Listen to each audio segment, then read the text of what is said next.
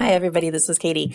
Okay, so my last video I showed you how to float your image using the float tools in the Rich Content Editor, using the align buttons. If you want to left align your image, like if you're in this situation, the thing that bothers me here is that these headers aren't lined up, and that's not going to get fixed by like putting space in here, which is what people are going to want to do, is like put the margin space in here.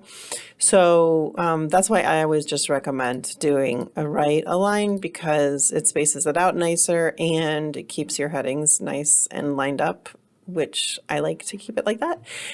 But if you absolutely want to put your image as a left aligned, you're going to have your text bump up to it just like that.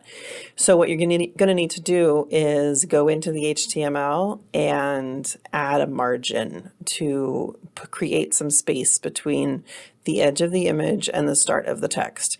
The HTML that you're going to be adding is this style equals margin. And then this is the number of pixels that you want for your margin. So the bigger this number, the more space you'll have.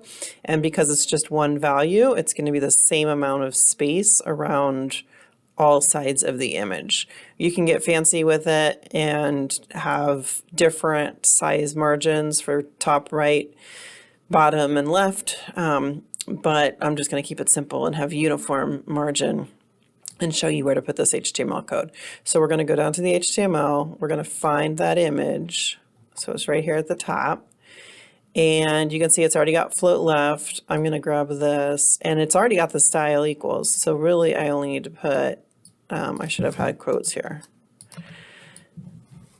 I need to take that margin and put it inside my quotes. So for my image, I'm floating it left and I'm giving it a margin of 5 pixels on all sides. So let's go back and see if it's spaced out a little bit more. So see, you can see it added a little teeny tiny 5 pixels in there. To make it more obvious, let's just make this 20 for a second. And you can see how it puts 20 around all sides of that image. So I'm going to keep it back to 5 just to give it enough that we can see what we're doing here. And yeah, so that's how you add that margin space to an image if you want to create a little bit of space between the edge of the image and the text. Hope that helps.